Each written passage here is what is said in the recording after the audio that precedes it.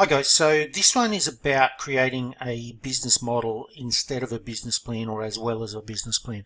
Now what I want to tell you, the importance of this document is that it can be rapidly developed and rapidly changed, whereas say a 20 or 30 page document that might take you 20 or 30 days to develop is much harder to change. And your business model, believe me, is going to evolve and change as you go through all the steps. As you try and do something and it doesn't work, you're going to rapidly change it.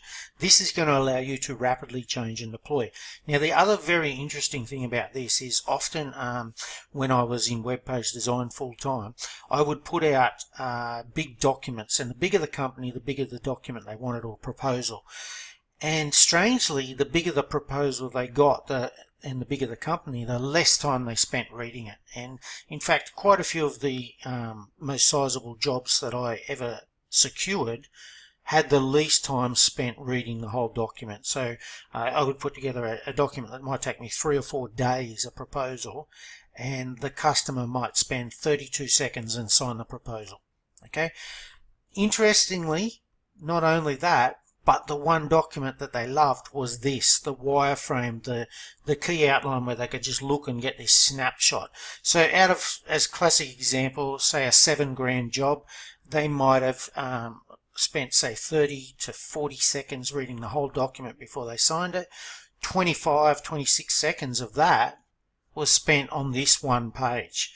So not only is this a great way for you to plan things out, but when you go to show it to investors, financiers, or key stakeholders, or just when you need to explain your idea to someone, this is the perfect structure to do it. So let me race you through it. Okay. So basically, you want to identify your one ideal customer. You can't come up with a problem until you identify one person. Then what you want to do is you want to have your target audience. Now that's the group of people that have things or problems similar to that one person.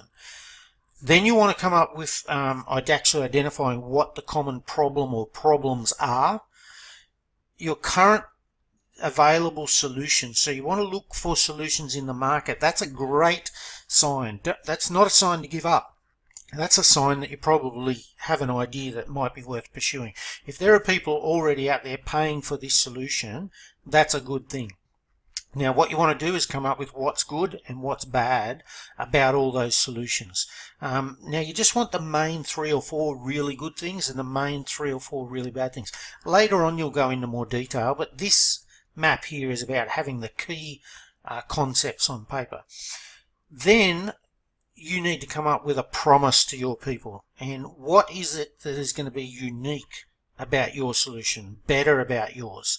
So for example, your solution might be half the price, or it might take them half as long to learn. They might be able to get the solution to work or alleviate their problem in half the time. Perhaps your solution is healthier. Perhaps your solution is more environmentally friendly. You're then going to go and have a look on the profit demand matrix and identify exactly where your problem and / solution sits. Okay, are you in the hobby sector? Are you in the mass market? Are you a niche? Okay, are you somewhere in the middle? And identify that this is actually going to be profitable. You're also going to identify your solution and your problem, where it is in the maturity cycle. So I've spoken in other videos about transport, the horse and cart, the car, the train, the steam train, okay?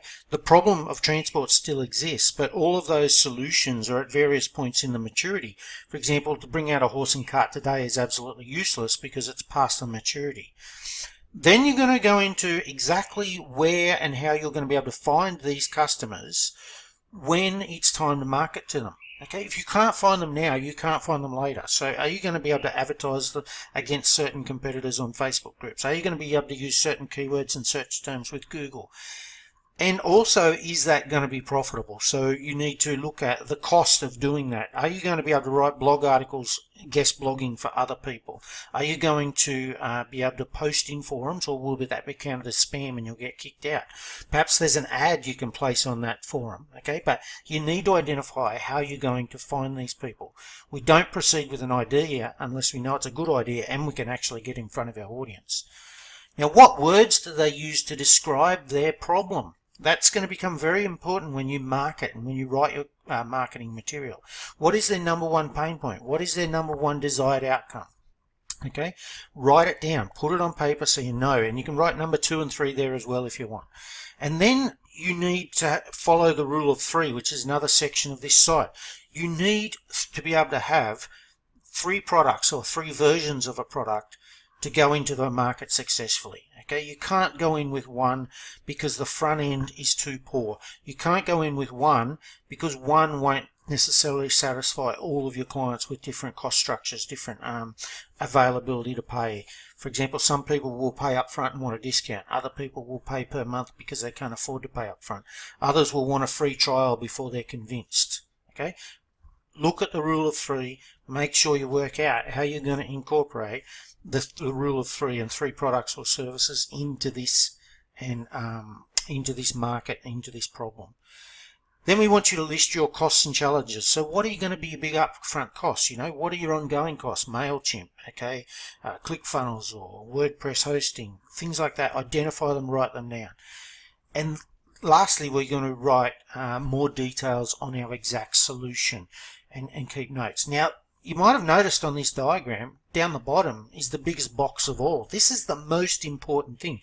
If you go to an investor, if you go to find a co-creator, a person who wants to joint venture with you, if you want to proceed with the idea yourself, then all of those things up the top will get you a great idea. But you should never proceed until this bottom box is literally full of information. So what is it? Proof of concept, proof of validity or viability, and proof of traction. So you need to have evidence that people will buy this, that people are buying this, that people will pay for it. You need to perhaps pre-sell some. You need to take deposits. You need to come up with a way of showing an investor, okay, or a person who's going to joint venture with you, or a person who, or just yourself, that you are able to sell this, that you are able to get traction. Do not proceed unless you can get proof of traction, proof of reliability, proof of sales.